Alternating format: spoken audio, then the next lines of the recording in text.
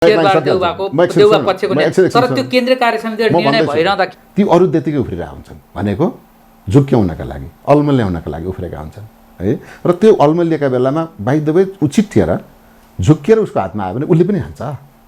त्यसो भएको हुनाले अहिले के भएको छ देउबा टिमबाट पनि 2-3 जना उफ्रेका छन्, पौडेल टिमबाट 5-7 जना उफ्रेका छन् हैन। उहाँहरूलाई 5-7 जना उफ्रेकोले मिलाउन गाह्रो परिरहेको छ। देउबा टिममा चाहिँ लहरै त्यो नेटको सिधा उभिएका 3 जना त उफ्रिने नै हो। अनि तपाईँ चाहिँ कुन पदमा उम्मेदवारी दिने तयारीमा हुनुहुन्छ? सहमन्त्रीबाट पसे भने स्वाभाविकै होला, ठिकै भन्नु यतिको मान्छेले यतिको काम गरेको छ गर्छ पनि। शेरबहादुर देउवाले भन्नुभयो यो बिग्रेको गाडी म चलाउँदिनँ, तर सबैले भने नगरेर के गर्नु बिच बाटोमा छ चलाइदेऊ लिएर जाउँ। अब उहाँ के गर्नुभयो अनुभवी ड्राइभरका रूपमा बिग्रेको दुर्घटना परेको गाडी बिच बाटोबाट उहाँ लिएर अगाडि बढ्दै हुनुहुन्छ। नेपाली कङ्ग्रेससँग वैचारिक हिसाबले मिल्ने पार्टी नेपाली कङ्ग्रेस मात्रै हो नेपालमा, बाँकी अरू कि त उग्र वामपन्थी छन् कि उग्र दक्षिणपन्थी छन्। त्यसैले यो एमसिसी नेपालको राष्ट्रिय हितमा छ। जति बेला नेपालमा राष्ट्रिय हितको कुरा आउँछ त्यो बेला ज्यादा विरोध हुन्छ। होइन भने 2074 साल फागुन 3 गते शेरबहादुर देउवाजीको चुनावी सरकारले सत्ता छोड्दै गर्दा नेपालमा प्रति व्यक्ति ऋण 28,000 थियो। 2078 साल असार 29 गते 44 महिनापछि केपी शर्मा ओलीले सत्ता छोड्दै गर्दा प्रति व्यक्ति नेपालीको थाप्लोमा 58,000 ऋण छ। 70 वर्षमा लिएको ऋण भन्दा 44 महिनामा लिएको ऋण चाहिँ 2000 बेसी हुँदा कुन नेपालीले प्रश्न सोधेको छ? दर्शकबिन नमस्कार, लोक प्रश्नको विशेष श्रृङ्खलामा तपाईहरूलाई स्वागत छ। म रामेश्वर सापकोटा। दर्शकबिन आज हामी लोक प्रश्नमा नेपाली काङ्ग्रेसको 14औं महाधिवेशन र नेपाली काङ्ग्रेस नेतृत्वको 5 दलीय गठबन्धन सरकारको काम गराई लगायत देशको समसामयिक विषयमा कुराकानी गर्नेछौँ। र आज हामीसँग कुराकानीका लागि हुनुहुन्छ नेपाली काङ्ग्रेसका नेता एवं पूर्व मन्त्री मिन विश्वकर्मा। यहाँलाई स्वागत छ कार्यक्रममा। नेपाली काङ्ग्रेसको 14औं महाधिवेशन आगामी मङ्सिर 9 गतेदेखि 13 गतेसम्मको लागि मिति तय गरिएको छ। अहिले फेरि महाधिवेशन सर्ने हो कि पुसमा, मङ्सिरमा नभएदेखि पुसमा सर्ने हो कि भनेर पनि त्यो हल्ला पनि सुनिँदैछ। के महाधिवेशन अब के सर्ने सम्भावना छ कि छैन? पार्टीको महाधिवेशन एक दिने कार्यक्रम होइन, यो लामो अवधिसम्म विभिन्न चरण पार गरेर सम्पन्न गरिने भएको हुनाले यो प्याकेजमा हुन्छ। भनेको वडा अधिवेशनदेखि केन्द्रीय महाधिवेशनसम्म सम्पन्न गर्नुपर्ने हुन्छ, 7 तहको अधिवेशन। र त्यसको लागि सबैभन्दा पहिलो तयारी भनेको क्रियाशील सदस्यताको अन्तिम नामावली प्रकाशन। त्यो अन्तिम नामावली प्रकाशन गर्ने कुरामा हर तरहले कोसिस गर्दा गर्दै पनि तोकिएको दिएको समयमा सम्पन्न हुन सकेन। फलस्वरूप हामीले गर्ने भनेको महाधिवेशन विभिन्न समयमा तोक्दै गयौँ, सार्दै गयौँ, तोक्दै गयौँ, फेरि सार्दै गयौँ। कारण एउटै थियो, क्रियाशील सदस्यता सम्बन्धी विवाद र यसको समाधान। अहिले आएर भर्खरै अस्ति भदौ 27 गतेमा वडा अधिवेशन र नसक्नेहरूले असोज 5 गते वडा अधिवेशन र उनीहरूले असोज 9 गते गाउँपालिका र नगरपालिकाको अधिवेशन सम्पन्न गर्ने तय गर्यौँ। त्यो चाहिँ सम्पन्न भयो र केही बाँकी ठाउँहरूमा क्रियाशील सदस्यताको अझै टुङ्गो लागेको छैन। उहाँहरूले दसैँ अगाडि सक्ने। काङ्ग्रेसमा किन सधैँ क्रियाशील सदस्यताको विवाद, म यहाँलाई सोधिहालेँ, काङ्ग्रेसमा क्रियाशील सदस्यताको विवाद चाहिँ जहिले पनि महाधिवेशनकै मुखमा आउँछ।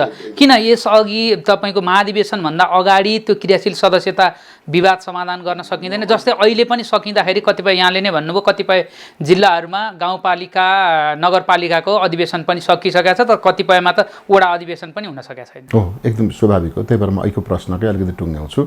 र त्यो भएको हुनाले दसैँ अगाडि हामीले वडा र गाउँपालिका अधिवेशन सक्छौँ 77 जिल्लाको, र दसैँ र तिहारको बिचमा प्रदेश निर्वाचन क्षेत्र, प्रतिनिधि सभा निर्वाचन क्षेत्र र 77वटा जिल्ला अधिवेशन सम्पन्न गर्छौँ, 3वटा, त्यो 10 दिनभित्र। त्यस पछाडि मङ्सिरको पहिलो हप्तातिर हामी राष्ट्रिय प्रदेश महाधिवेशन गर्छौँ र प्रदेश महाधिवेशन गरेको ठिक 1 महिनाभन्दा बढी समय राखेर राष्ट्रिय महाधिवेशन गर्छौँ। त्यसको हिसाबले गर्दा अब हाम्रो कार्यतालिका फेरि एकपटक हेरफेर हुने देखिन्छ। तर त्यो हेरफेर कसले गर्ने भन्दा केन्द्रीय कार्य समितिले त्यसको सम्पूर्ण अधिकार अब नेपाली कङ्ग्रेस केन्द्रीय निर्वाचन समितिलाई अधिकार प्रत्यायोजन गरिसकेको छ। त्यसो भएको हुनाले अब यो पार्टीका नेताहरूको आशयबाट अथवा आग्रह पूर्वाग्रहबाट नेताहरूको व्यस्तताका कारणले होइन, निर्वाचन समितिलाई आवश्यक पर्ने समय अवधिका कारणले सार्न वा फेरबदल गर्न सक्छ। अब दोस्रो कुरा छ, क्रियाशील सदस्यताको जहिले विवाद हुन्छ है, योबाट नेपाली कांग्रेस आजितै भएको छ, हैरानै भएको छ। 9औंमा पनि त्यस्तै भयो, 10औंमा त्यस्तै भयो, 11औंमा पनि त्यस्तै भयो, 12औंमा पनि भयो, 13औंमा पनि जनविवाद हो र केहीलाई त 14औं महाधिवेशनमा भाग लिने गरी भनेर क्रियाशील विवाद टुङ्ग्याउनु पर्यो। त्यस पछाडि 13औं महाधिवेशनमा त्यो स्थिति देखा परेपछि वर्तमान सभापतिले क्रियाशील सदस्यता वितरण सम्बन्धी विद्यमान प्रावधान भनेको क्रियाशील सदस्यता सम्बन्धी वितरण सम्बन्धी अन्तिम टुङ्गो केन्द्रीय सभापति वा महामन्त्रीले लगाउने छन् भन्ने विधानको व्यवस्था थियो। त्यो विधानको व्यवस्थालाई परिमार्जन गरेर अहिलेको केन्द्रीय कार्य समितिले के गर्यो भने यो लफडा, यो विवाद केन्द्रले नलिने र अब क्रियाशील सदस्यता चाहिँ कुनै केन्द्रीय सभापतिको उद्देश्य अथवा इच्छाबाट प्रभावित नहोस् भन्नलाई 165 वटा प्रतिनिधि सभा निर्वाचन क्षेत्रीय कार्य समितिका सभापति वा कार्य समितिलाई नयाँ क्रियाशील सदस्यता वितरण सम्बन्धी अन्तिम अधिकार दियौँ र पुरानो क्रियाशील सदस्यता नवीकरण सम्बन्धी व्यवस्था गर्नका लागि जिल्ला कार्य समिति 77 वटालाई दियौँ। अब उहाँहरूसँग पुरा अधिकार छ नयाँ वितरण गर्ने पनि नवीकरण गर्ने पनि, अनि विवाद भयो भने पनि त्यही टुङ्ग्याउनु भनेको छ। तर जसले वितरण गर्नुभयो, जसले विवाद टुङ्ग्याउनु पर्ने हो, उहाँहरू नै विवाद बोकेर केन्द्रमा आउनुभयो। अब किन हुन्छ भन्ने कुरा चाहिँ घाम चाहिँ छर्लङ्ग छ भने तल्लै तहमा सकिनु पर्ने। यो ओपन सेक्रेट के छ भने तलबाट सकेर पठाउनु भयो। जस्तो एकछिनको लागि मानिस म क्षेत्रीय सभापति भएँ, मैले सबै भरेर पठाएँ। अब मलाई मेरो समूहको कुनै माथिको केन्द्रीय नेताले मलाई भन्यो, है त्यहाँ त यति मान्छे छुटेछन्, किन नथपिदिएको, त्यो फलानु मान्छेलाई किन लेखेको, त्यो झिकिदे भन्न थालेपछि अब नेताको आदेशबाट ऊ बाध्य भएर के गर्न थाल्यो, त्यो विवाद चाहिँ आफैले गरेको कर्मको आफै असन्तुष्टि व्यक्त गर्दै केन्द्रीय समितिमा उजुरी लिएर आयो र त्यसो भएको कारणले यहाँ विवाद देखिएको छ। अब रह्यो विवाद छानबिन समितिले किन समयमा गर्न सकेन। विवाद छानबिन समिति पनि कस्तो बनाइदिएको छ भने लोकतन्त्रमा अथवा विशेष गरेर हामी त बहुदलीय संसदीय व्यवस्था मान्ने हो। बहुदलीय संसदीय व्यवस्थाको मुख्य गुण विशेषता भनेकै के हो भने विवाद निरूपणको कार्यशैली अथवा बैठकको निर्णय प्रक्रिया नै संसदीय व्यवस्था हो। निर्णय कसरी हुन्छ, कुनै विवाद पर्यो भने त्यसको टुङ्गो कसरी लाग्छ, कुनै विषयमा निर्णय कसरी गर्छ भन्यो भने त्यसको उत्तर हुन्छ संसदीय पद्धतिबाट। भनेको संसदीय पद्धति भनेको उपस्थित वा सरकारवालाहरू जतिको सर्वसम्मत भएन, मत बाँडियो भने, विभाजित भयो भने बहुमतले निर्णय गर्ने। अब 13औं महाधिवेशनपछि आएको हाम्रो कांग्रेसको केन्द्रीय कार्य समितिमा के भनियो भने पहिलो बैठकमा सभापतिले बहुमतबाट केही निर्णय गर्न खोज्नु भएको थियो, बहुमतको अधिनायक भयो, बहुमतले पेल्यो, बहुमतले थिचोमिचो गर्यो भन्न थालेपछि उहाँले सर्वसम्मतिको तरिकामा जान्छु भन्नुभयो। सर्वसम्मति भनेको त एकजनाले विमति देखाइदिए त सर्वसम्मति हुँदो रहन्छ। त्यसैले के गर्यौँ हामीले भने यो संसदीय पद्धतिभन्दा अलग्ग बसेर आफ्नै अर्कै पद्धति सर्वसम्मतिको पद्धति अपनायौँ र त्यो सर्वसम्मति नेपाली कांग्रेसको केन्द्रीय कार्य समितिमा, नेपाली कांग्रेसको अनुशासन समितिमा, नेपाली कांग्रेसको संसदीय बोर्डमा, नेपाली कांग्रेसको क्रियाशील छानबिन समितिमा, नेपाली कांग्रेसको निर्वाचन समितिमा भए जति जम्मैमा सर्वसम्मति लगाइदिएपछि अब यहाँलाई स्मरण गराउँछु 7 सदस्यीय क्रियाशील सदस्यता विवाद सम्बन्धी छानबिन समितिलाई सर्वसम्मतिबाट निर्णय गराई टुङ्गो भन्दैछ। अदालतमा त मत विभाजन हुन्छ, सर्वोच्च अदालतमा एकल इजलासमा मात्रै हुँदैन, बाँकी अरू सबै संयुक्त इजलासमा त्यो मत विभाजन हुन्छ। तर हाम्रो क्रियाशील सदस्यता छानबिन समितिमा चाहिँ मत विभाजन गर्ने हामीले अधिकारै दिएनौँ। त्यहाँ विगतकोमा के हुन्थ्यो, मत बाँडिएमा संयोजकको निर्णय अन्तिम हुनेछ भन्ने थियो। त्यो अहिले पनि छ, तर हामी नेताहरूको सहमति के भने एकजनाले निर्णय नगर्ने भनेपछि अब कोही एकजनाले विमति राखिदिने बित्तिकै निर्णय नहुने भयो। त्यो निर्णय नभएको कारणले क्रियाशील सदस्यता बिस्तारै बिस्तारै बिस्तारै बिस्तारै टुङ्गिँदैछ र टुङ्ग्याउँदा हामी के गर्दैछौँ भने एउटा विवाद टुङ्ग्याउनलाई अर्को विवादित विषय थपेर हामी त्यसलाई टुङ्ग्याउँदैछौँ। भनेको हामी गलत तरिकाबाट विवादहरू टुङ्ग्याउँदैछौँ। तर केही दिन अघि त टुङ्ग्यो, अब क्रियाशील सदस्यता सम्बन्धी विवाद सबै टुङ्ग्यो। अब कांग्रेसलाई महाधिवेशनमा जान, सबै वडा तहको अधिवेशन गर्न केही पनि समस्या छैन भनेर पनि भनिएको थियो नि, फेरि मैले भगि भने त एउटा विवाद टुङ्ग्याउनका लागि हामीले अर्को विवादित तरिका अपनायौँ। भनेको तपाईँलाई कुनै 10 जना कुनै अमुक व्यक्तिहरूको नाम उपर विवाद भयो। कुनै एकछिनको लागि मान्नु होला, कुनै एउटा वडाको देशभरिका चाहिँ 6743 वडामध्ये कुनै एक वडामा उदाहरण देऊ 10 जना क्रियाशील सदस्य, यिनीहरू चाहिँ काङ्ग्रेसको क्रियाशील सदस्यता लिन उपयुक्त छैनन्, यिनलाई हटाइ पाऊँ भनेर निवेदन आयो। अब छानबिन समितिमा आयो, छानबिन समितिमा के आयो, त्यो हटाइ पाऊँ भन्ने बित्तिकै आएर उसले अर्कोले के भन्यो, ल है त्यो नहटाउनु है, ती मानिस राम्रा मानिस हो, त्यहाँ नहटाइदिनु भने। अब उहाँहरू आफ्नो विवेकले काम गर्नु भएन, अनि त्यो फाइलै पल्टाउनु भएन। त्यहाँ 10 जनाको उजुरी आएको छ अरे, त्यो उजुरी मिलाउनु है, न्याय दिनु होइन, मिलाउनु भन्ने कहीँबाट अदृश्य उहाँहरूलाई जान्छ टेलिफोन। अनि उहाँहरू के गर्नुहुन्छ भने उजुरी गर्नेलाई त्यो 10 जना छोडिदिनुहोस् यार, के गर्दा तपाईँ मिल्नुहुन्छ भनेर सोध्यो।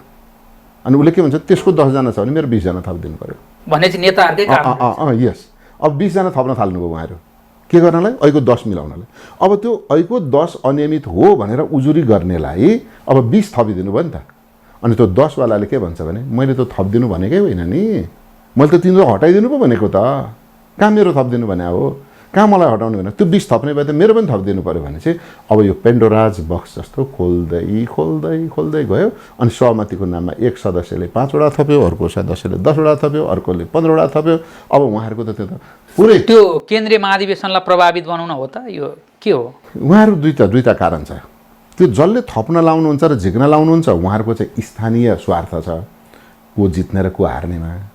अनि यो छानबिन समितिमा बसेका नेताहरूको चाहिँ के छ भने त्यो जिल्लाबाट आउने जिल्ला सभापति, क्षेत्रीय सभापतिहरू त भोलिका भोटर्स हुन्, उहाँहरूको मन राखिदिन र आफू लोकप्रिय हुनका लागि जस्तोसुकै विधि पनि अपनाएको जस्तो देखिएर आजसम्म विवाद चाहिँ चुइम ताने जस्तो ताने चुङ्गिँदैन, त्यो चुटिँदैन, झिनो हुन्छ तर चुटिँदैन। नत्र हामीले त असारको 5 गते पनि टुङ्ग्याकै हो, साउनको 9-10 गते पनि टुङ्ग्याकै हो, फेरि भदौको चाहिँ सुरुको 8-10 गते पनि हामीले टुङ्ग्याकै हो। अहिले पनि टुङ्ग्यो भनेर कति 3 पटक क्लोजिङ गर्दै बुझाउँदै गरिसक्यो, बुझायो फेरि उस्तै, फेरि बुझायो फेरि उस्तै।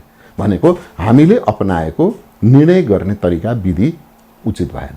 तपाईँले पनि महाधिवेशनमा समावेशिताको विषयलाई लिएर काङ्ग्रेसको केन्द्रीय सदस्य र दलित सङ्घको अध्यक्षबाट राजीनामा दिनुभयो, के अहिले चाहिँ तब समाधान भयो समस्या? मेरो लगभग सन्तोषजनक त नभनौँ होइन, केही हदसम्म सम्बोधन भयो। मैले खास उठाएको के थियो भनेदेखि नेपाली काङ्ग्रेस पार्टी स्थापना कालदेखि नै यो एक खालको अघोषित समावेशी पार्टी हो। यो चाहे त्यो कलकत्तामा पार्टी नेपाली राष्ट्रिय काङ्ग्रेस बनाउँदा होस् अथवा लखनऊमा बसेर नेपाल प्रजातन्त्र काङ्ग्रेस बनाउँदा होस्, सुवर्ण शमशेरको काङ्ग्रेस होस् वा बिपीको काङ्ग्रेस होस्, दुवैमा त्यो बेला यो समावेशी पार्टी थियो। भनेको नेपाल जस्तो छ यो नेपाली काङ्ग्रेस, त्यही भएर यसलाई नेपाली काङ्ग्रेस भनेको हो। नभए यो मधेस तराई काङ्ग्रेस पनि थियो नि त्यो बेला, त्यो तराई काङ्ग्रेस थियो, गोर्खा परिषद थियो, प्रजा परिषद थियो। त्यो किन यसलाई चाहिँ नेपाली काङ्ग्रेस भनेको भने यो नेपाल जस्तो छ, नेपाली जस्ता छन् त्यस्तै पार्टी बनाउनका लागि बनाएको। भनेको पूर्वको कुरा गर्दा लिम्बू किराँत प्रदेशको कुरा राईहरू आउनु पर्यो, मधेसका मधेसी हुनु पर्यो, मुसलमान हुनु पर्यो, थारू हुनु पर्यो, दलित हुनु पर्यो, तमुहानका गुरुङहरू हुनु पर्यो, पश्चिमका खस आर्यहरू हुनु पर्यो, महिला हुनु पर्यो। यी सबै मिसाएर उदाहरण दिउँ न, 15 सालमा बिपीले बनाएको 15 सदस्यीय मन्त्रीमण्डलमा 11 जना त गैर क्षेत्री बाहुन थिए, 3 जना मात्रै बाहुन थिए, बिपी 1 जना र अरू 2 जना ब्राह्मणहरू थिए, महिला पनि थिए, दक्षिण एसियाको पहिलो मन्त्री। यस्तो पार्टीलाई आज बिस्तारै बिस्तारै प्रजातन्त्रका नाममा, प्रतिस्पर्धाका नाममा यो पार्टी कस्तो भइदियो भने निरपेक्ष लोकतन्त्र, सापेक्ष होइन, रिलेटिभ डेमोक्रेसी होइन, यी रिलेटिभ डेमोक्रेसी भनेको बलियाले जित्ने, जित्नेले प्राप्त गर्ने अनि प्राप्त गर्नेले अरूलाई दिन नपर्ने व्यवस्था हामीले जुन बनायौँ, यसबाट मुलुकमा न्याय हुन सकेन। न्याय नभएपछि अन्यायमा परेकाहरूले विद्रोह गर्न थाले र त्यो विद्रोह विभिन्न ढङ्गबाट हिंसात्मक बन्यो। त्यो दृश्यलाई देखेका अहिलेका सभापति शेरबहादुर देउवाले 52 सालदेखि आफू प्रधानमन्त्री, 51-52मा माओवादी सुरु भयो, द्वन्द्व सुरु भयो, विद्रोह सुरु भयो र शेरबहादुर देउवाले त्यसलाई सम्बोधन गर्नका लागि दलित छात्रवृत्ति, दलित विकास समिति, जनजाति विकास समिति, महिला आयोग, त्यस्तै गरी चाहिँ दलित आयोग, जनजाति प्रतिष्ठान, महिलालाई अंश र वंशको हक दिनका लागि मुलुक ऐनको 11औं संशोधन, कमैया मुक्तिको घोषणा, हलिया मुक्तिको घोषणा गरेर चन्द्र शमशेरले जति बेला दासमुक्त गरे नि, त्यस्तै गरी शेरबहादुर देउवाले यो देशको, यो मुलुकको आर्थिक सामाजिक उत्पीडनलाई अन्त्य गर्नका लागि आर्थिक सामाजिक रूपान्तरणको अभियानै थाल्नुभयो कि त्यो थालिसकेपछि उहाँले नै के ठहर गर्नुभयो 11औं जस्तो उदाहरण लिन सक्छौँ। उहाँले संसदमा 8 बुँदे घोषणापत्र जारी गर्नुभयो 58 सालमा 2058 साल साउन 32 गते। यो मुलुकका भूमिहीन किसानहरूलाई म जमिन दिन्छु र त्यो जमिन बाँझो रहेका जमिनदारहरूको जमिनलाई म लिन्छु, राष्ट्रियकरण गर्छु र हदबन्दी तोकेर बाँकी रहेको जमिन गरिब किसानलाई दिन्छु भन्नुभयो। उहाँको त्यो अभियान पछाडि 58 असोज 18मा त उहाँको 59 असोज 18मा त उहाँको सत्ता गइहाल्यो र त्यो बेला उहाँले नै के महसुस गर्नुभयो भने यो मुलुकमा जबसम्म बहुदलीय संसदीय व्यवस्था हुन्छ र बहुदलीय संसदीय व्यवस्था हुन्जेलसम्म दलभित्र समावेशी भएन भने मुलुक समावेशी हुँदैन। आज हामी उदाहरण दिन्छौँ भने हामीसँग दर्जनौं पार्टी छन्, तर दर्जनौं पार्टीका प्रमुख को छन्? एक जातका मानिस छन्। मधेसमा भन्नुहोस्, मधेसको पनि उपल्लो जाति छ, पहाडमा पनि उपल्लो जाति छ। अनि त्यो दल सर्वदलीय भने पनि त्यही एक जात आउँछ, बहुदलीय भने पनि त्यही एक जात आउँछ। त्यो शेरबहादुर देउवाले मिहिन ढङ्गले हेर्नु भएछ, बुझ्नु भएछ र उहाँले के भन्नु भने जबसम्म दलभित्र समावेशी हुँदैन मुलुक समावेशी बन्दैन। त्यसो भए के गर्ने त भन्दा अब मैले बनाएको दल चाहिँ समावेशी हुन्छ भनेर नेपाली कांग्रेस प्रजातान्त्रिक बनाउँदा उहाँले क द म ज म कर्णाली, दलित, महिला, जनजाति, मधेसीलाई पार्टीको मूल प्रभावमा ल्याउन आरक्षण दिनुपर्छ भन्नुभयो र उहाँले बनाएको विधानमा चाहिँ आरक्षण थियो। भनेको राज्य सत्ता सञ्चालक गर्नेहरू चाहिँ शासक वर्ग जस्तो भए र त्यो शासनबाट उत्पीडन परेका, वञ्चितीकरणमा परेका, मूल प्रभावबाट बाहिरिएकाहरूलाई भित्र ल्याउनका लागि आरक्षणको व्यवस्था गरियो। पछि पार्टी एकीकरण भयो 63-64मा।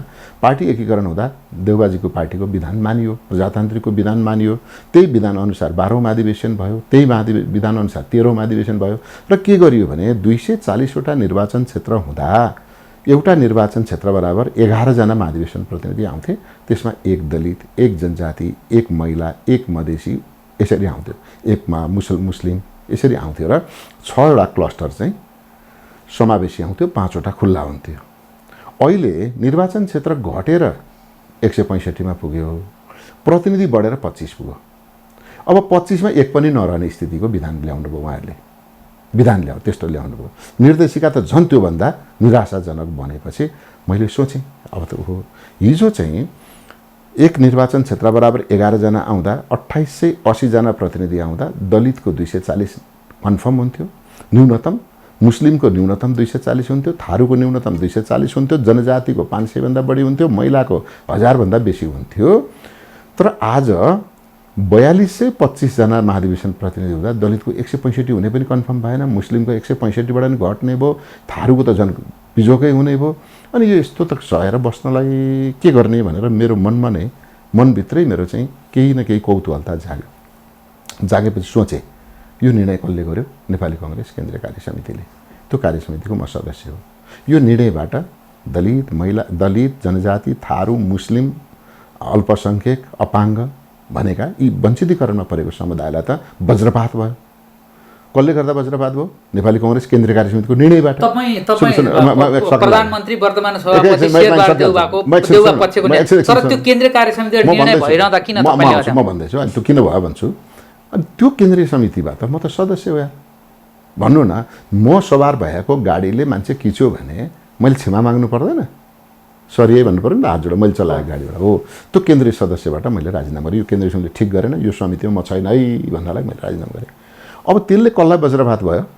दलित समुदायलाई, अपाङ्गलाई, मुस्लिमलाई, थारूलाई, मधेसीलाई भयो। म फेरि दलित सङ्घको अध्यक्ष छु। मैले आन्दोलन पनि ठिक ढङ्गले त्यहाँ पुरा पुर्याउन नसकेको महसुस भयो र त्यहाँबाट ठिक ढङ्गले निर्णय गराउन नि नसकेपछि नैतिक रूपले मैले त्यो दुवै पदमा बस्नु उपयुक्त हुन्न भनेर राजीनामा गरेँ। अब तपाईँको अहिलेको तातो जिज्ञासा के हो भने तपाईँ त देउवा नजिक पनि हुनुहुन्छ हैन त? मलाई भन्नुभएको छ म नेपाली कांग्रेसको केन्द्रीय कार्य समितिमा देउवालाई मतदान गर्ने, देउवालाई सहयोग गर्ने, देउवालाई सम्झाउने, सचेत गर्ने र उहाँलाई सफल बनाउनका लागि लागेको एक केन्द्रीय सदस्य हुँ। उहाँ प्रधानमन्त्री पनि बन्नुभयो, उहाँलाई पटक पटक गर्नुभयो र यो मुलुकको बिपी कोइराला पछिको प्रथम समावेशी र खुल्ला र सबैलाई सद्भाव राख्ने, न्याय गर्ने नेतामा शेरबहादुर देउवा पर्नुहुन्छ। उहाँले केही मानिसहरू खटाउनु भयो। यो असमावेशी बनेछ यार विधान त। सहमतिबाट बनाएको विधान असमावेशी बन्यो भनेपछि पछि निर्देशिका बनाउँदाखेरि मिलाउने भन्ने भयो। निर्देशिकाका लागि उहाँले केही मान्छेहरू खटाउनु भयो, सबैको सहमतिबाट गुट मिलाएर त्यहाँ बसेका मानिसहरूलाई फेरि भन्नुभयो उहाँले, ए त्यो अस्ति नैको समावेशी छुट्ला है भन्नुभयो। ए छुट्दैन, हामी गरिहाल्छौँ भन्नुभयो। भनेपछि हामीले फेरि सभापतिलाई भन्न गयौँ, त्यहाँ भन्नुहोस् फलानुलाई भन्नुहोस् भन्नुभयो। भन्न गयौँ, हुन्छ भने जब निर्देशिका आयो हुन्छ भनेको त आउँदैन। हल्ला गरेँ मैले केन्द्रीय समितिमा, म 47 मिनट बोलेको, अरूले 2 मिनट 3 मिनट बोल्नुभयो। अनि पछि माइन्युट गरेपछि ल निर्देशिका परिमार्जनसहित पास भयो भन्नुभयो। खोइ त हाम्रो कुरा त परेन नि त भनेर म कुदेर गएँ, नोट अफ डिसिसन लेख्छु, ल्याउनुहोस् यहाँ माइन्युट भने। है त्यो किन नोट अफ डिसिसन, परिमार्जनसहित भनेकै तपाईँको कुरा राखेर पास गर्ने हो भनेर त्यहाँ चाहिँ अलिकति काइते कुरा गर्नुभयो। ए ल त ल भने म बिरामी पनि मान्छे थिएँ होइन, म बिरामी मान्छे कति साह्रो चिच्याउनु भनेर हस् धन्यवाद भनेर हात जोडेर उहाँहरूसँग बिदा भएँ। 3 दिनपछि निर्देशिका खोइ भनेर माग्छु, कहीँ पनि छैन। निर्देशिका आएन, आएको छैन भन्छ। अनि मुख्य सचिवलाई भने खोइ निर्देशिका छैन त भनेको, मसँग एक कपी प्राप्त भएको छ, तपाईँ आउनुहोस् म दिन्छु भने। अनि म आउँछु भनेको पर्दैन तपाईँ अरू कोही मान्छे पठाउनुहोस्। मेरो पिए भाइलाई पठाउँदा त प्रिन्ट भयो कपी आउँछ। म त यो त केही सच्याउन बाँकी कपी पो छ कि भनेर जान्छु त, एकदम किताबकै रूपमा आएको छ। अनि मलाई गम्भीर आपत्ति व्यक्त गर्न मन लाग्यो र मैले अब के सभापतिलाई भन्नु, आखिर सभापतिकै काम गर्दैनन् सभापतिका सहयोगीले होइन, पार्टीकै काम गर्दैनन् पार्टीका नेताले भने एकपटक त यो त चित्त नबुझेको कुरा त राख्नुपर्छ भनेर मैले गरेको। यसमा सभापतिको दोष एक रत्ती छैन। यदि सभापतिको दोष हुन्थ्यो भने मलाई 2 मिनटमा फोन गर्नुभयो, राजीनामा दिएको 2 मिनटमा फोन गरेर के भएको हो भन्नुभयो, राजीनामा दिए हो भन्नुभयो, हो भने किन दिए भन्नुभयो, यसो ल अहिले मलाई हतार छ भरे फोन गर्छु भन्नुभयो। मैले 6:45 राजीनामा गरेको थिएँ, उहाँले 6 बजे फोन गर्नुभयो। 7:30 बजे फेरि फोन गरेर 10 मिनट जति कुरा गर्नुभयो, भोलि बिहान आउनु भन्नुभयो। भोलिपल्ट बिहान मेरो धरान जानु थियो र मैले साथीहरूलाई भने ल साथीहरू यसरी जानुहोस् भने 7 बजे उहाँले छलफल गर्नुभयो। त्यो काम जसले हुन्छ भने आएको थियो तिनलाई बोलाएर सातो खानुभयो। 5 बजे आकस्मिक पदाधिकारी बैठक बोलाएर सच्याउनु भयो र त्यो सच्याउँदा तत्काल 18 गते भनेपछि सभापतिले भनेकै काम गरेका रहन्छन्। 16 गते मैले राजीनामा गरेँ, 17 गते उहाँले बैठक बसेर टुङ्ग्याउनु भयो। 18 गते वडा अधिवेशन थियो, वडा अधिवेशन र वडा कार्य समिति, क्षेत्रीय प्रतिनिधि र वडा कार्य समितिको समावेशी बनाउनु भयो। बाँकी गाउँपालिका, प्रदेश क्षेत्रीय समिति, सङ्घीय क्षेत्रीय समिति र जिल्लाका लागि फेरि गर्ने भन्नुभएको थियो। अस्ति त्यो पनि गरेर टुङ्ग्याउनु भयो र अहिले सबै कुरा ठिकठाक भएको छ। तपाईँ संस्थापन अर्थात् प्रधानमन्त्री र काङ्ग्रेस सभापति शेरबहादुर देउबा पक्षको नेता। 13औं महाधिवेशनपछि जब शेरबहादुर देउबाको नेतृत्वमा काङ्ग्रेस आयो त्यसपछि काङ्ग्रेस ध्वस्त भयो भनेर संस्थापन इतरका नेता, वरिष्ठ नेता रामचन्द्र पौडेल पक्षको छ नि त आरोप। के हो, साँचो हो? होइन, आरोप त स्वाभाविक हो। जस्तो अहिले म यहाँ बसिराखेको छु होइन, मैले आफैलाई म बिरामी छु यार, रामेश्वरजी म आउनु सक्दैन नि भन्नुहुन्छ। तर बिरामी भने के हो भन्यो भने मेडिकल टेस्टबाट थाहा हुन्छ होइन। मलाई ज्वरो नाप्नु पऱ्यो, मुटुको धड्कन नाप्नु पऱ्यो, रगत जाँच गर्नु पऱ्यो, अनि मात्रै रोग पत्ता लाग्छ। त नेपाली कङ्ग्रेसमा शेरबहादुर देउबा आएपछि पार्टी ध्वस्त भएको हो कि होइन? एकछिन उदाहरण दिनु है, तपाईँलाई समय छ कि छैन। तपाईँलाई म इतिहासको कुरा गर्छु। जति बेला बिपी कोइरालाले नै पनि पार्टी चलाउनु भएको थियो, पार्टी सभापतिलाई कारवाही गरेर निकाले होइन, मातृकालाई, त्यहाँ त्यो इतिहासबाट आयो नि त। हामी त पछिल्ला दिनमा तपाईँले हेर्नुभयो भने गिर्जाको सभापति हुनुहुन्थ्यो, गणेश मानजीले आजदेखि म काङ्ग्रेस छैन भने आएन, यत्रो प्रजातन्त्र ल्याउने लोहा पुरुषले, त्यो ध्वस्त भयो होइन। अनि पछिल्ला दिनमा 58-59 मा शेरबहादुर देउबालाई 24 घन्टे पुर्जी काटेर पार्टीबाट साधारण सदस्यता नरहने गरी निकाले होइन, त्यो ध्वस्त भयो होइन। अनि पछिल्ला दिनमा 64-65 मा आइपुग्यो, 62-63-64 मा आइपुगेपछि त्यो बिचमा किशुनजीले आजदेखि उपरान्त मलाई काङ्ग्रेस भनी कहीँ नबोलाउनु भन्नुभयो होइन, रुँदै निस्किनु भयो होइन, त्यो ध्वस्त भयो होइन। विजय गसेताले 64 को चुनावमा बालुवाटारबाट चाहिँ कुहाँ रोँदै आजदेखि मेरो 40 वर्षको काङ्ग्रेस सिद्धियाइदियो भन्दै रुँदै निस्क्या होइन। मोहन ठाकुरले पार्टी छोडाएन, सरसिंह भण्डारीले पार्टी छोडाएन, त्यो ध्वस्त भएको कसैले बोल्यो आज। तर शेरबहादुर देउबाले 13औं महाधिवेशनमा आइपुग्दाखेरि सभापति बनेपछि म तपाईँलाई स्मरण गराउँछु, 64 सालको प्रधानमन्त्री गिरिजाप्रसाद कोइराला हुनुहुन्थ्यो, चुनाव गराउने। अर्थमन्त्री काङ्ग्रेसकै हुनुहुन्थ्यो रामशरण मत, गृहमन्त्री कृष्ण सिटौला काङ्ग्रेसकै हुनुहुन्थ्यो। चुनावमा 3टा पार्टी लड्दै थिए, 82 सिट भएको काङ्ग्रेस, अर्को 82 नै सिट भएको एमाले र अर्को 72-78 सिट भएको माओवादी। 3टा सँगै चुनाव लड्दा हाम्रो पोजिसन के आयो? सत्तामा बसेर चुनाव गराउँदा शान्ति प्रक्रिया पनि, आन्दोलनको नेतृत्व नि काङ्ग्रेसले गरेको, शान्ति प्रक्रियाको नेतृत्व नि काङ्ग्रेसले गरेको, सरकार पनि काङ्ग्रेसले चलाएको, राजा निलम्बनमा थिए, क्याबिनेटको लालमोहर पनि गिरिजाबु आफै लाउनुहुन्थ्यो। त्यो बेला गरेको चुनावमा हाम्रो मत कति आयो?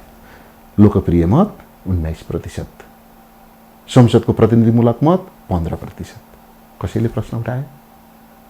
यस्तो UN क्राई, यत्रो कोलाहल कहीँ थियो? थिएन। दोस्रो, त्यसको लगतै 70 मा अर्को चुनाव भयो। सुशील कोइराला सभापति हुनुहुन्थ्यो। हाम्रो मत कति आयो? लोकप्रिय मत 29% आयो, प्रतिनिधिमूलक मत 33% आयो। हामीलाई क्या राम्रो भयो भने हो। अब त्यस पछाडि शेरबहादुर देउवाको पालो आयो 74 मा। हामीले लोकप्रिय मत कति ल्यायौँ? 35% ल्यायौँ। 35%, 1 करोड मत खसेको 35 लाख आएछ। यो त सबै 2-3 क्लास पढ्ने विद्यार्थीले पनि जान्दछ। 1 करोडमा 35 भनेको 35% हो। 35 लाख भनेको। एमालेको 31 लाख आयो। 31% एमाले लोकप्रिय रहेछ, काङ्ग्रेस 35% लोकप्रिय रहेछ, माओवादी 14%, 14 लाख ल्यायो, 14% रहेछ। त अब भन्नुहोस्, शेरबहादुर देउवाका कारणले चुनाव जित्ने वा हार्ने कुरामा सिट सङ्ख्या शेरबहादुर देउवाले जिम्मा लिने होइन, सभापतिले जिम्मा लिने होइन। आम रूपमा पार्टीमा मत कति खस्यो, जनताले नेपाली काङ्ग्रेसलाई पत्याए भन्दा सबैभन्दा बढी पत्याए हो। र त्यसमा पनि अब हेर्नु होला, काङ्ग्रेसको सिट 63, नेकपा एमालेको सिट 121, अर्को 53 सिट माओवादी। हामीलाई अन्तिम प्रधानमन्त्री शेरबहादुर देउवा भने होइन केपी ओलीले। त आज के भयो? तिनै केपी ओली गएर शेरबहादुरजी प्रधानमन्त्री बनिदिनु पर्यो, तिनै माधव नेपालजी गएर प्रधानमन्त्री बनिदिनु पर्यो, तिनै प्रचण्डजी गएर हजुर प्रधानमन्त्री बनिदिनु पर्यो। शेरबहादुरजीलाई भन्नुभयो म प्रधानमन्त्री हुन यार, अन्तिम पटक भने होइन म हुन्न भनेको मानिस आज नेपाली काङ्ग्रेस फेरि सत्तामा आयो। त्यसैले कुरा के हो भने जनताको विश्वास पनि छ र नेतृत्वको रणनीति पनि छ।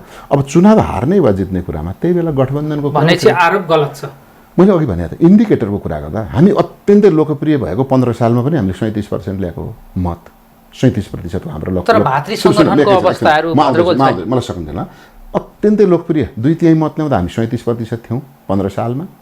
अत्यन्तै लोकप्रिय हुँदा 48 सालमा हामी 36% थियौँ र अलिक नराम्ररी बिग्रिँदाखेरि हामी 51 सालमा हामी 30%, 31%मा झरेका थियौँ। त्यसैले हाम्रो मत भनेको नेपालमा सरदर 30 देखि 40% को बीचको काङ्ग्रेसको भोट हो। त्यो भोटमा 35% छ यसपटक भनेको 15 साल, 48 साल र 56 साल पछिको दोस्रो ठुलो मत हो यो।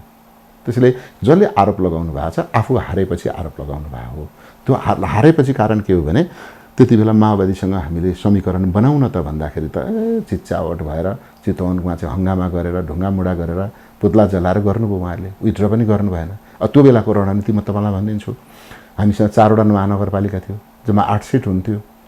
काठमाडौँ 2, ललितपुर 2, पोखरा 2, भरतपुर 2, 8 सिट हुन्थ्यो।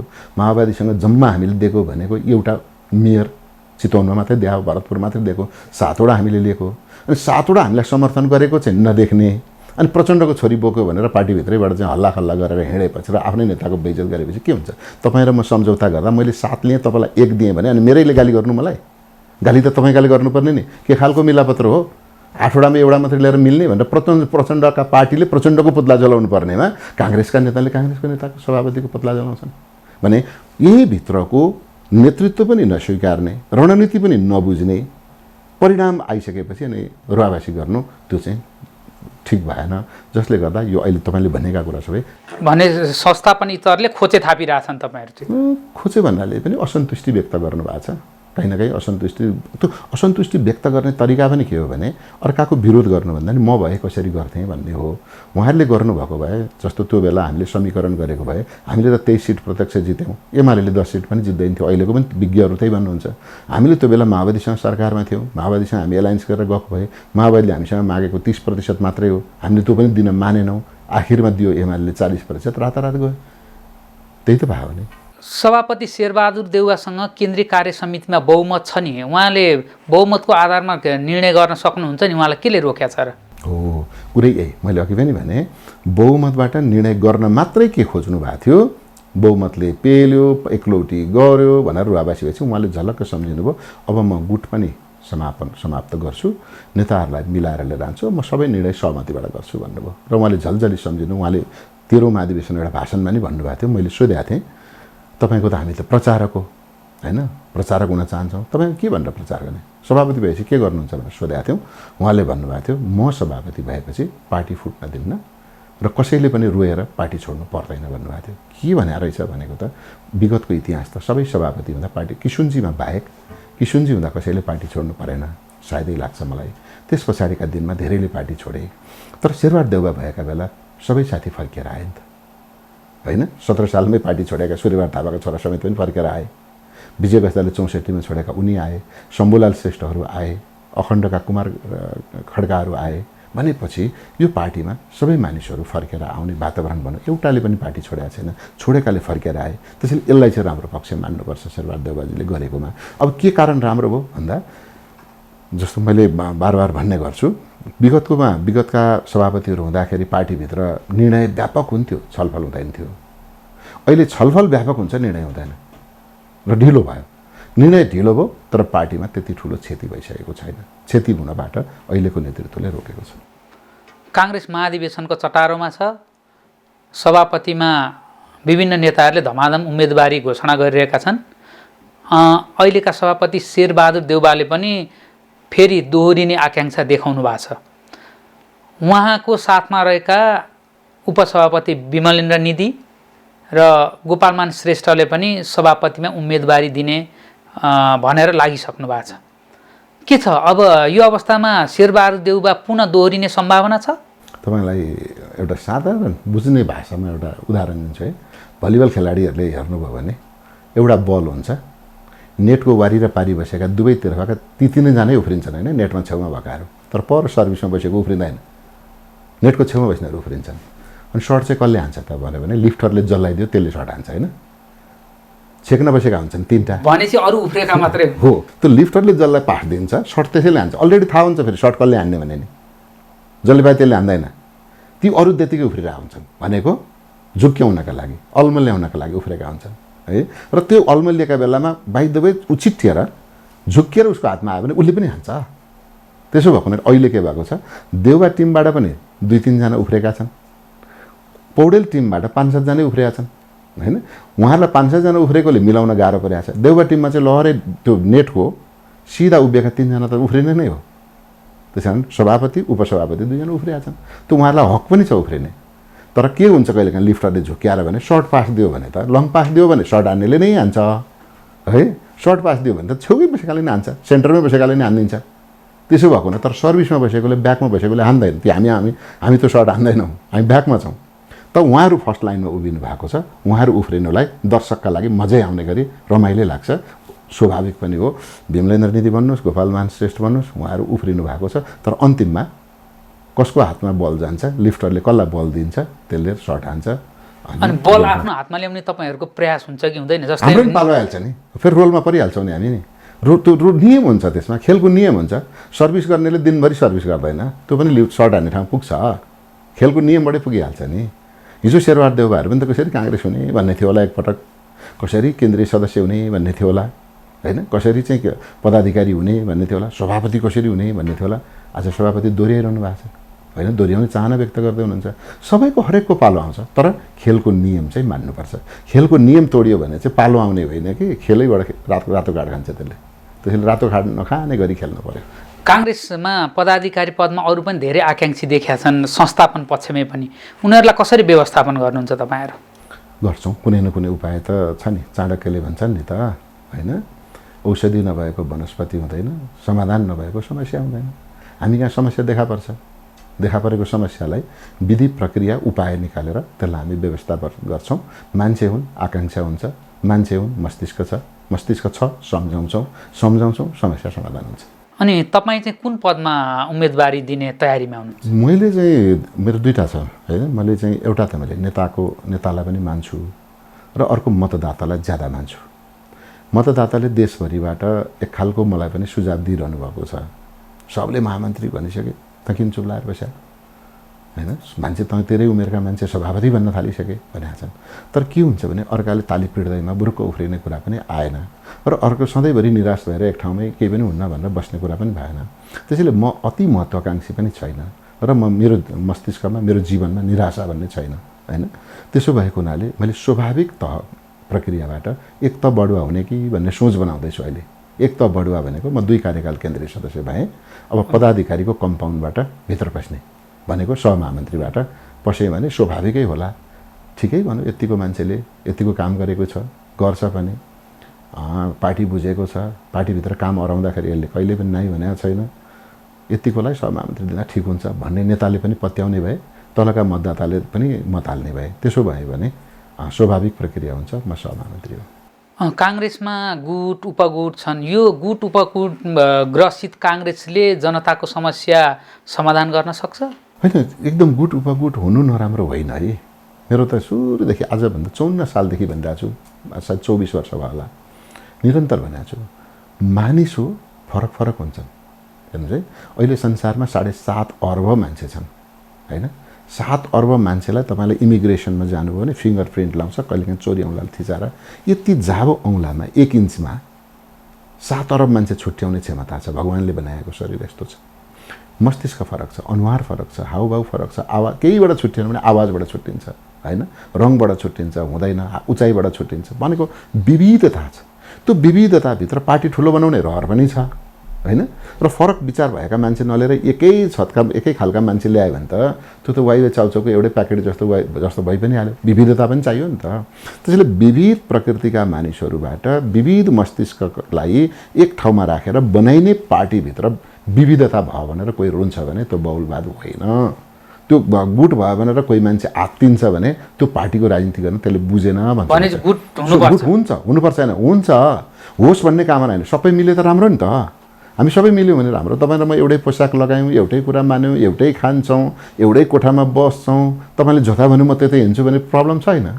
तर तपाईँ र म, तपाईँले चाहिँ बागबजार जाउँ भन्दै गर्दाखेरि मैले चाहिँ न्यु रोड जाउँ भने त फरक पनि, अनि कुरा छलफल भयो नि त, न्यु रोड ठिक कि बागबजार ठिक भने जस्तै अहिले के हुन्छ भने पार्टीभित्र सिद्धान्तले पार्टी बन्छ होइन। हामीसँग भएको बहुदलीय संसदीय पद्धतिको शासन प्रणाली र प्रजातान्त्रिक समाजवादी अर्थव्यवस्था नेपाली कांग्रेसको चुरो, यसले हामीलाई सबलाई एक ठाउँमा राख्छ। र यो भित्र के हुन्छ भने त्यही बहुदलीय प्रजातन्त्रलाई कसरी प्रयोग गर्ने, त्यही प्रजातान्त्रिक समाजवादको अर्थव्यवस्था कसरी लागू गर्ने भन्ने बारेमा हाम्रो कार्यशैलीमा फरक त आउँछ होइन। तपाईँलाई र मलाई राखिदिएको टेबलमा राखेको खाना खान रेस्टुरेन्टमा बस्दा तपाईँले चम्चीले खानु होला, म हातले खाउँला, तपाईँ पहिले दाल खानु होला, म तरकारी खाउँला, त्यो मौलिक कुरा पनि। भनेको यो विविधतालाई सिद्धान्त र व्यवहार, सिद्धान्त र विचारले पार्टी बन्छ, व्यवहार र कार्यशैलीले गुट बन्छ। अब त्यो व्यवहार र कार्यशैली बनेको गुटलाई, उत्कृष्ट कार्यशैलीलाई हामीले नेतृत्व चाहने हो। त्यसैले म चाहिँ के लाग्छ भने मानव जाति रहेसम्म, मानिसमा विवेक भएसम्म पार्टीभित्र गुट उपगुट हुन्छ। तर त्यो गुट र उपगुट चाहिँ के गर्नुपर्छ, वृत्ति विकासका लागि आफूलाई सक्षम बनाउँदै जानुपर्छ। तर राष्ट्रिय मुद्दामा, पार्टीको मुद्दामा एक ठाउँमा उभिनका लागि छलफलबाट एक निष्कर्षमा पुग्नुपर्छ। र मैले अहिले भर्खर यो 14औं महाधिवेशनमा मैले एउटा सोच बनाएको छु। त्यो के हो भने सामूहिक निर्णय, एकल नेतृत्व। अहिले उल्टो भइराखेको छ। सामूहिक निर्णय हुन्न, एकल निर्णय सामूहिक नेतृत्व भइरहेछ क्या। त्यसो होइन, सामूहिक निर्णय एकल नेतृत्व हुनुपर्छ। यदि सामूहिक निर्णय भएन, एकल निर्णय भयो, नेतृत्व चाहिँ सामूहिक भनेको त अर्थ हुँदो रहन्छ। अहिले त्यही भइराखेको छ। त्यसैले सामूहिक निर्णय गर्नुपर्छ, एकल नेतृत्व जान्छ। त्यो सामूहिक निर्णयभित्र कोही व्यक्तिगत आउँछन्, कोही गुटगत आउँछन्, कोही गुटगत आउलान्, कोही उपगुटगत आउलान्। तर ती सबै समूहमा लाइक र डिसलाइकको आधारमा गुट निर्माण हुन्छ। यसमा चाहिँ कराउनु पर्ने, चिच्याउनु पर्ने, आत्तिनु पर्ने अवस्था होइन, स्वाभाविक हो। थोरै प्रसङ्ग बदलौँ। अहिले नेपाली काङ्ग्रेसको नेतृत्वमा 5 दलीय गठबन्धनको सरकार छ। यो सरकारको काम गराइ निकै सुस्त भएको भनेर विश्लेषण गर्न थालिएको छ। तपाईहरू केपी ओली, यसभन्दा अगाडिको केपी ओलीको नेतृत्वको सरकारले काम गरेन भन्नुहुन्थ्यो अनि उफ्रिनुहुन्थ्यो। तर यो सरकारले पनि काम गर्न सकेन, एकदम काम पनि एकदम सुस्त भयो भन्ने गुनासो छ। सुन्नु, म त एकदम तपाईँलाई धन्यवाद दिन्छु। केपी शर्मा ओलीले काम गर्नु भएन भनेर हामीले भनेनौँ। हामीले के भन्यौँ, नकाम गर्नुभयो भनेको के, गर्नु नहुने काम गर्नुभयो भन्यौँ हामीले। उहाँले काम गर्नु भएन भनेको होइन, नकाम गर्नुभयो। के गर्नुभयो, संविधान मिच्नुभयो। उहाँले के गर्नुभयो, राष्ट्रहित विपरीत काम गर्नुभयो। उहाँले के गर्नुभयो, मुलुकका विद्यमान विभिन्न धर्म संस्कृति परम्परामाथि आक्रमण गर्नुभयो। उहाँले विधि उल्ट्याउनुभयो। उहाँले मुलुकलाई ठिक ढङ्गले सञ्चालन गर्नु भएन। उहाँले बहुदलीय संसदीय पद्धति अनुसार विपक्षीको मानमर्दन गर्नुभयो र विपक्षी अनुपस्थित हुने खालको संवैधानिक परिषदको अध्यादेशहरू ल्याउन थाल्नुभयो, ठिक गर्नु भएन। र उहाँ एकल ढङ्गले वान साइड भएर दौडिनुभयो। भन्यौँ भन्दा भन्दै ए यो गाडी ठिक गरी कुदेको छैन, यसको ढाँचा ढर्रा ठिक छैन है, यो कहीँ न कहीँ दुर्घटनामा पर्छ भनेर हामी कराउँदै थियौँ। सडकमा बसेर ड्याम्ब्याङ्ग दुर्घटनामा पर्यो। दुर्घटनामा पर्ने पछि तीभित्र बसेका प्यासेन्जर आत्तिँदै हृदय कराउँदै के भने त त्यही गाडीमा बसेकाहरूले भने कोही छौ आऊ बचाइदेऊ न यार, यो गाडी चलाइदेऊ भने। शेरबहादुर देउवाले भन्नुभयो यो बिग्रेको गाडी म चलाउँदिनँ, तर सबैले भने नगएर के गर्नु, बिच बाटोमा छ चलाइदेऊ, लिएर जाउँ। अब उहाँ के गर्नुभयो, अनुभवी ड्राइभरका रूपमा बिग्रेको दुर्घटना परेको गाडी बिच बाटोबाट उहाँ लिएर अगाडि बढ्दै हुनुहुन्छ। अब बिग्रेको गाडी तपाईँलाई याद छ नि, कहीँ बिच बाटोमा बिग्रेको गाडीले सग्लो गाडीसँग सँगसँगै कुद्न सक्छ? सक्दैन। अनि मान्छेलाई के भ्रम छ भने यो गाडी अघि नै यस्तो स्पिड कुदेको थियो, खोइ त अहिले त कुदाउनु सक्दैन। त्यो स्पिड कुदेर दुर्घटना परेर त अर्को ड्राइभरले बिस्तारै लानु परेन, अब बिस्तारै लाँदैछ। अब लाँदै गर्दा नि राम्रा काम के भइराखेको छ भने केपी शर्मा ओलीले एउटा खोपकै कुरा गरौँ, अहिले मुलुकमा व्यापक महामारी छ। यो महामारीको बेलामा केपी ओलीले 5 महिनामा जम्मा 41 लाख खोप ल्याएका रहेछन्। त अहिले यो सरकारले जम्मा 5 हप्तामा, अस्तिको म तथ्याङ्क भन्दैछु, 5 हप्तामै यसले 1 करोड 64 लाख खोप ल्यायो र अहिले यसले जम्मा 10 हप्तामा, अहिले हामीसँग 2.5 महिना भयो, 10 हप्ताको कुरा गरौँ, 10 हप्तामा 3 करोड डोज, 1.5 करोड आउने निश्चित पाइपलाइनमा र 1.5 करोड अहिले वितरण भइराखेको छ भने खोपको बारेमा यसले यति काम गर्यो। अर्को कुरा तपाईँलाई सँगसँगै भनौँ, नेपालमा धेरै मानिसहरू दीर्घ रोगीहरू, स्पाइनल कर्ड इन्जुरिज, किडनीका बिरामीहरू, ब्रेन ह्यामरेज भएको, मस्तिष्क पक्षघात भन्छ, ब्रेन ह्यामरेज भएकाहरू, क्यान्सरका रोगीहरू, बोन म्यारोका रोगीहरू जो जीर्ण भएर बसेका थिए र बाटोमा पैसा मागेर बसिराखेका थिए जीविकोपार्जनका लागि। आज उनीहरूलाई के गरियो, उपचार निःशुल्क फ्री उपचार गरेर मासिक 5,000 दिने व्यवस्था गर्यो। त्यो राम्रो काम होइन र?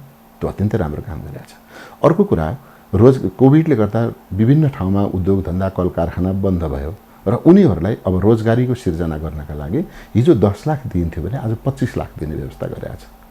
र अहिले नाममात्रका केही आयोजनाहरूलाई खारेज गरेर, जस्तो शिलान्यास मात्रै भएका तर बजेट पनि नभएको, डिपिआर पनि नभएका 1400 बाटो रहेछ। भनेपछि राम्रो काम सुन्नु, म भन्दैछु केपी शर्मा ओलीले रातारात कोभिडका बेलामा त्यस्तो बिरामी मान्छे शिलान्यास गरेको गर्ने के रहेछ त भन्दा बिना पैसाको टेन्डर लाउने रहेछ भ्रष्टाचार गर्नलाई।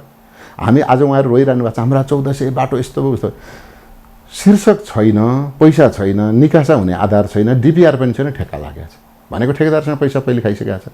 अनि हामीले त्यो कुरा बुझेरै 1400 बाटो खारेज गर्दा हो विभिन्न खालको। त्यसैले अब के गर्ने भने अब हुने खालको लैजाने। जुन देशमा कोभिडले अर्थतन्त्र थला परेको छ त्यो देशमा विकास निर्माणको बाटो हत्तै 1400 बाटो ल्याउने, खोप ल्याउने पैसा चाहिँ छैन रे, अनि 1400 बाटो बनाउने पैसा चाहिँ थियो त? थिएन नि त। त्यसो भएको हुनाले हामीले केही कुराहरू परिमार्जन गरेर थोरै गरेका छौँ तर राम्रो काम गरेका छौँ भन्ने हामीलाई लाग्छ। यो गठबन्धन के आगामी निर्वाचनसम्म जान्छ? जस्तो कि अब आगामी फागुनबाट त स्थानीय तहको निर्वाचन सुरु नै हुन्छ, के छ? म यसो भन्छु, यसबारेमा चाहिँ हामीसँग राष्ट्रिय मुद्दामा एक ठाउँ बसे, चुनावमा त राष्ट्रिय मुद्दा हुन्छ, यो स्थानीय मुद्दा हुँदैन हैन।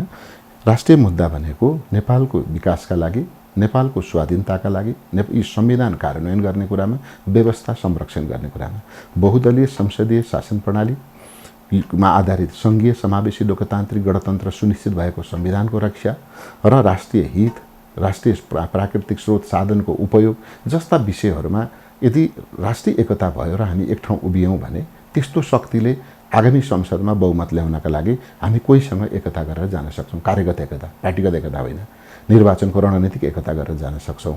होइन अब आफ्ना मुद्दामा डाइभर्स भएर चाहिँ विविध मुद्दा बोकेर हिँड्न थाल्यौँ भने हामी एक्लै जान सक्छौँ, एक्लै पनि अगाडि बढ्छौँ। र नेपाली कांग्रेस पार्टी आफ्नो मुद्दामा ठिक छ, ठिक ठाउँमा छ भन्ने लाग्यो भने अरू साथीहरू त्यो मुद्दामा आउनुभयो, हामी लिएर सँगै हिँड्छौँ। किनभने हामी त बहुदलवादी हो, हामी एकदलवादी होइन, हामी निर्दल पनि होइन। त्यसैले हामी बहुदलीय व्यवस्था मान्ने भएको हुनाले अरू दलहरूलाई पनि च्यापेर सँगसँगै लिएर सहकारी गर्दै हामी अगाडि जान सक्छौँ। तर कति बेला भन्दा हाम्रो राष्ट्रिय मुद्दामा सहमत भयो भने। त्यसैले यो गठबन्धन जान्छ कि जाँदैन भन्ने सवालमा अहिले नै हेर्दाखेरि, मलाई झट्ट हेर्दाखेरि सरकार गठनमा यो ठिक छ। हामीले प्रतिगमनबाट मुलुकलाई रोकेर अग्रगमनतर्फ जानका लागि, संविधानमाथि भएको आक्रमणबाट संविधान जोगाउनका लागि, व्यवस्थापिका संसद जोगाउनका लागि हामी सफल भयौँ। अब सरकार गठनमा पनि सफल हुन्छौँ। सरकार सञ्चालन गर्दै जाँदा केही मुद्दाहरूमा हामी सहमत भयौँ भने चुनावसम्म जान सक्छ। कांग्रेस त एमालेसँग मिल्ने सम्भावना पनि छ भन्छन् नि? होइन, हाम्रो पार्टीसँग वैचारिक हिसाबले नेपाली कांग्रेससँग मिल्ने पार्टी अहिले नेपाली कांग्रेस मात्रै हो। म भन्दैछु, नेपाली कांग्रेससँग वैचारिक हिसाबले मिल्ने पार्टी नेपाली कांग्रेस मात्रै हो नेपालमा। बाँकी अरू कि त उग्र वामपन्थी छन् कि उग्र दक्षिणपन्थी छन्। त्यसो भएको हुनाले चुनावी रणनीतिको हिसाबले कोहीसँग मिल्न जानुपर्ने अवस्था आयो भने त्यो समयले बताउँछ। तर अहिले नै वैचारिक हिसाबले हामी कोहीसँग मिल्दैनौँ। राष्ट्रिय मुद्दामा मैले अघि पनि भने जस्तै नेपालको चुचे नक्सा जारी गर्ने बेलामा हामी सबै केपी ओली प्रधानमन्त्री थिए, सडकमा उनको विरोध गर्दै थियौँ, तर संसदमा हामी एक ठाउँमा उभियौँ। मधेसी के अरे त्यति बेला जनता समाजवादी पार्टी संविधान मानिराखेको थिएन, तर उनीहरूले पनि त्यसलाई समर्थन गरे। भनेको राष्ट्रिय मुद्दामा, राष्ट्रिय स्वाधीनताको विषयमा, राष्ट्रिय एकताको विषयमा हामी एक ठाउँमा आउने सवाल भयो भने हामी एमालेसँग पानी बाराबार गर्नुपर्ने कुनै कारण त छैन। त्यसैले एमालेसँग पनि हाम्रो संवाद भइराखेकै छ, उहाँहरूसँग पनि छलफल गर्दैछौँ र भन्दै के छौँ हामी भने यो मुलुकमा हाम्रो ठुलो रगत र पसिना बगाएर आहुति दिएर बलिदानी दिएर ल्याएको व्यवस्थालाई हामी नै हो संरक्षण गर्ने, कुनै भगवान आएर संरक्षण गरिदिने होइन। र यसको प्रतिष्ठा बढाउने पनि हाम्रै अभ्यासबाट, हाम्रै कार्यशैलीबाट हो। हामीले यसलाई ठिक बाटोमा सञ्चालन गरेनौँ भने यो व्यवस्थाप्रति वितृष्णा जान्छ अनि राजाको सवारी हुँदाखेरि तर्सिनुपर्ने, वक्तव्य जारी गर्नुपर्ने हुन आउँछ। त्यसैले पहिले हामी ठिक हौँ। हामी ठिक हुने भनेको राष्ट्रिय स्वाधीनताको मुद्दामा, जनजीविकाका मुद्दामा, जनताको भावनामा हामी एक ठाउँ बसौँ न त भन्ने प्रयास गर्दाखेरि हामीले संवाद अगाडि बढाएकै छौँ। अब निर्वाचन नजिकिँदै गर्दा तपाईहरू के मुद्दा लिएर जनतामा जानुहुन्छ? कम्युनिस्टहरूले 2/3 कम्युनिस्ट नेतृत्वको सरकारले काम गर्न सकेन, अब हामीलाई मत दिनुस् भन्नुहुन्छ कि के? होइन, फरक छ, एकदम प्रष्ट छ। हामीले अहिले नै केही भनिहाल्नु पर्दैन। गिरिजाले भन्नुभएको छ त्यति बेला पनि चुनावी 56 सालमा काङ्ग्रेस जे गर्छ त्यही बोल्छ र जे बोल्छ त्यति गर्छ। त्यसैले हामीसँग चाहिँ कम्युनिस्टहरूलाई भन्न सजिलो छ। मार्क्सले यसो भन्नुभएको थियो, लेनिनले यसो भन्नुभएको थियो, माओ त्से तुङ विचारधारामा यसो भनिन्थ्यो भनेर उहाँहरू चाहिँ धर्मग्रन्थ जस्तो सुनाएर भोट माग्ने हो। हामीले चाहिँ हाम्रो पालामा ऊ त्यो बाटो बनायौँ, हामीले ऊ त्यो पुल बनायौँ, हामीले ऊ त्यो अस्पताल बनायौँ, हामीले ऊ त्यो स्कुलको छाना लगायौँ, ऊ त्यो टेलिफोनको तार हामीले टाँग्या हो, ऊ त्यो विद्युतको स्टेसन हामीले बनाएको, त्यहाँनिर ड्याम सिँचाइ हामीले गरेको, फलानु स्कुलमा यति क्लाससम्म हामीले पढाएको, वैदेशिक रोजगारमा जाने व्यवस्था हामीले गरेको, नेपाली पासपोर्टले पनि विदेशमा काम गर्ने व्यवस्था हामीले गरेको, गोर्खा भूपू सैनिकहरूको चाहिँ के अरे समान कामका लागि समान ज्याला भनेर बेलायतको सरकारसँग सम्झौता यिनै शेरबहादुर देउवाले गरेका हुनुहुन्न। हामीसँग त लट अफ कामको त लिस्ट छ। त्यसैले हामी चाहिँ के गर्छौँ भने त्यो लिस्ट देखाएर, कामको फेरस्त देखाएर देख्यौ नेपालमा राजनीतिक चुनौती आयो भने कांग्रेस अग्रपंक्तिमा उभिन्छ। 7 सालको क्रान्तिमा उभियो, नेपाली 17 सालको विरुद्ध 18 सालमा उभियो, 31 सालमा उभियो, 46 सालमा उभियो, 62-63 मा उभियो, अहिले पनि केपी ओलीको प्रतिगमन गरेर कांग्रेस उभियो पहाड जेनेर। सङ्कटमा, राजनीतिक सङ्कटमा कांग्रेस, विकासमा कांग्रेस, जनतामा समस्या पर्दा कांग्रेस। यसरी हामी आउँछौँ है भनेर हामी कथा सुनाएर हैन काम देखाएर भोट माग्छौँ। यसपटक पनि हामी के भन्छौँ भने कुनै पनि कम्युनिस्टहरूले आदर्शका कुरा मात्रै गर्ने हुन्, हामी तपाईहरुका बीचमा विकास ल्याउँछौँ। उदाहरण पनि छ नि, नेपालको कम्युनिस्ट पार्टीले एक सत्ता बहुमत ल्यायो भने कस्तो देश हुन्छ? उत्तर कोरिया जस्तो, भियतनाम जस्तो, कम्बोडिया जस्तो होला। नेपाली कांग्रेसले एक सत्ता जितेर बहुमत ल्यायो भने कस्तो हुन्छ होला? सिङ्गापुर जस्तो हुन्छ होला, जापान जस्तो हुन्छ होला। व्यवस्था त त्यहाँसँग मिल्छ नि त, होइन? जस्तो म को हो भनेर मलाई जाँच्ने हो भने त मेरो दाजुभाइ हेर्नुपर्छ होला नि त। मिन्जीको, मिन विश्वकर्माको दाइ कस्तो छ, भाइ कस्तो छ, बाउ कस्तो थियो, आमा कस्तो थियो, काका कस्ता छन् भनेर हेर्नुपर्ने हो। मेरो गोत्र वंश त्यता छ भनेको नेपाली कांग्रेसको गोत्र वंश कोसँग मिल्छ? अमेरिकासँग मिल्छ, जापानसँग मिल्छ, दक्षिण कोरियासँग मिल्छ, स्विजरल्यान्डसँग मिल्छ, हैन? भनेपछि हामीले बहुमत ल्याउँदा कस्तो बन्छ भन्दा त्यता हेर्नु पर्यो। अनि नेपालका कम्युनिस्टहरूले चुनाव जिते एक सत्ता बहुमत ल्यायो भने कस्तो हुन्छ भनेर त उत्तर कोरिया हेर्नुपर्ने होला, भियतनाम हेर्नुपर्ने होला, कम्बोडिया हेर्नुपर्ने होला। त्यसैले आम नेपाली जनता अहिले गुगलबाट खोजेर डेमोक्रेसी भनेको के हो, कांग्रेसको कस्तो डेमोक्रेसी हो, कांग्रेसले जित्यो भने कस्तो हुन्छ भन्ने कुरा थाहा पाइहाल्छ। अहिले व्यापारीले सोध्नुहोस् न तपाईलाई कस्तो भएको छ भनेर, बाफ रे बाफ, बल्ल बल्ल बल्ल बल्ल बाँच्यो भने छ। तपाईँ बीपी कोइरालाको पार्टीको मान्छे, बीपी कोइरालाले त कम्युनिस्टहरूसँग सहकार्य गर्नु हुँदैन भनेर भन्नुहुन्छ। तपाईहरू अहिले के अरे वामसँग सहकार्य गर्न पुग्नुभयो, अझ कतिपयले त के अरे नेपाली कांग्रेस माओवादीको एजेन्डामा हिँडिरहेको भनेर पनि भनिरहेछन्। त्यो त एकदम, यदि कसैले भन्यो भने सुन्नुहोस् न, तपाईँ मेरो कारमा चढ्नुभयो हैन, र मेरो घरको बाटो जानुभयो, मैले बाटोमा पुर्याइदिने कमिटमेन्ट गरेँ, तर फोटो खिच्नेले के खिच्दिने भयो भने मिनजी चाहिँ रामेश्वरको सँग यात्रा गर्दै थियो भन्यो भने एकछिन देख्नेले त्यो देख्ने भयो। तर यहाँबाट चढ्दा र उहाँ पुग्दा चाहिँ के देख्ने भयो, ए यो मिन्जीको गाडीमा चढो, अनि गाउँका मान्छेले के भन्ने भयो, मिन्जीले यहाँसम्म ल्याइदिनु भयो भन्ने देख्नु भयो। हाम्रो अहिले कुन व्यवस्था छ मुलुकमा? बहुदलीय संसदीय व्यवस्था छ। यो व्यवस्था कसको? माओवादीको, एमालेको? यो व्यवस्था त कांग्रेसको हो। उनलाई हामीले हाम्रो व्यवस्थामा ल्यायौँ कि हाम्रो उनको एकदलीय व्यवस्था साम्यवादमा हामी गयौँ त? हामी एकदलीय साम्यवादमा गएछौँ? होइन नि। प्रचण्डजी 17,000 मान्छे मरिसकेपछि पनि आखिर लक्ष्मीप्रसाद देवकोटाले जिन्दगीभर नास्तिक भए, आर्यघाटमा गएर ब्रह्मनालमा बसेपछि आखिर भगवान रहेछन् भने जस्तो प्रचण्डजीलाई, केपी ओलीजीलाई, माधवजीलाई, उहाँहरूका साथीहरूलाई, मदन भण्डारीजीलाई के लाग्यो भने आखिर व्यवस्था भनेको प्रजातन्त्रै रहेछ, आखिर प्रजातन्त्र चाहिने रहेछ भन्ने उहाँहरूलाई पछिल्ला दिनमा होस आएर उहाँहरू हामीसँग हुनुहुन्छ। अहिले उहाँ त सभामुख हुनुहुन्छ त अग्नि सापकोटा। संसद भनेको बोकाको टाउको देखाएर कुकुरको मासु बेच्ने ठाउँ हो भनेर ड्याङ ड्याङ मान्छेले हान्ने हिँड्ने मान्छेहरू आज सभामुख भएको छन्। अनि हामी उता गयौँ कि उनीहरू यता आए त? यो पनि भनिरहनु पर्ने कुरा हो र। त्यसैले यसका बारेमा तस्बिर आफै बोल्छ, व्याख्या आवश्यक छैन।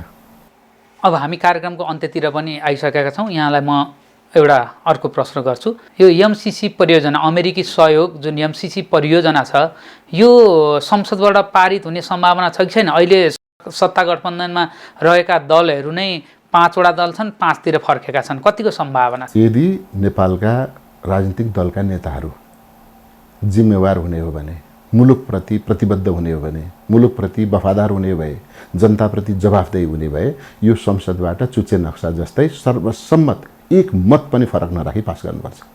किनभने यतिको अनुदान यो किसिमको सरल शर्त भन्छु म, कुनै पनि अनुदान नेपालमा आएको छैन। र हामीले मैले एउटा स्मरण गराइहालौँ, अरुण तेस्रोमा व्यापक विरोध भयो नेपालको 900 मेगावाट जलविद्युत निकाल्ने बेलामा। ओल्ड ब्याङ्कको लगानी गर्ने, भारतलाई बिजुली बेच्ने भन्दा त यहाँ त अरुण तेस्रोको पक्षमा बोल्नेलाई त बाटै कुटेर मारौँला चाहिँ गर्थे नि त्यो बेला, आजभन्दा 30 वर्ष अगाडि, ठ्याक्कै 30 वर्ष अगाडि। तर अहिले के भयो परिणाम? भारतको लगानी नेपालले किन्ने भन्दा कोही विरोध गरेको छ? के रहेछ खास कुरो बुझ्नु परेन? वर्ल्ड ब्याङ्कमा त माधव नेपालले चिठी लेख्या होइन, त्यो बेलाको एकदम कडा कम्युनिस्ट उहाँहरू, संविधानलाई आलोचनात्मक समर्थन गर्नेहरू। नेपालले बिजुली बनाएर भारतलाई बेच्छु भन्दा विरोध हुँदो रहेछ, भारतले उत्पादन गरेर नेपालले किन्छु भन्दा विरोध हुँदो रहेछ। भनेपछि यहाँ भारतका मान्छे छन् कि नेपालका मान्छे छन्? एक। आज के गर्दैछौँ हामी अरुण तेस्रोमा? यो बिजुली कसलाई बेच्ने भन्दैछौँ? भारत र बङ्गलादेशलाई बेच्ने भन्दैछौँ। विरोध कहाँ हुँदैछ? एमसिसीमा हुँदैछ। किन? एमसिसीको पैसा लगानी गर्दैछौँ हामी ट्रान्समिसन लाइनमा। त्यसैले यो एमसिसी नेपालको राष्ट्रिय हितमा छ। जति बेला नेपालमा राष्ट्रिय हितको कुरा आउँछ त्यो बेला ज्यादा विरोध हुन्छ। होइन भने 2074 साल फागुन 3 गते शेरबहादुर देउबाजीको चुनावी सरकारले सत्ता छोड्दै गर्दा नेपालमा प्रति व्यक्ति ऋण 28,000 थियो। 2078 साल असार 29 गते 44 महिनापछि केपी शर्मा ओलीले सत्ता छोड्दै गर्दा प्रति व्यक्ति नेपालीको थाप्लोमा 58,000 ऋण छ। 70 वर्षमा लिएको ऋण भन्दा 44 महिनामा लिएको ऋण चाहिँ 2,000 बेसी हुँदा कुन नेपालीले प्रश्न सोधेको छ? भनिदिनुहोस् त। ऋण खानलाई उद्धत हुने, अनुदान दिँदाखेरि चिच्याउने, कराउने, विरोध गर्ने, टायर बाल्ने। अनि हामी देशको प्रति वफादार छौँ कि विदेशको प्रति? हामी त कोही न कोही विदेशप्रति वफादार छौँ। त्यस्तो देखियो। त्यसैले एमसिसी म भन्छु, यदि नेपालमा सबै नेताहरू राष्ट्रवादी छन् भने, यदि नेपालमा सबै नेता जनताप्रति जवाफदेही छन् भने यसलाई सर्वसम्मत पास गर्नुपर्छ। हस्, यहाँले समय दिनुभयो, धेरै धेरै धन्यवाद। धन्यवाद। दर्शकबिन, आज हामीले लोक प्रश्नमा नेपाली काङ्ग्रेसको 14औं महाधिवेशन, वर्तमान सरकारको कामगराई लगायत देशको समसामयिक विषयमा कुराकानी गऱ्यौँ। आजलाई लोक प्रश्न यति नै। हेर्दै गर्नुहोला लोक टिभी। नमस्कार।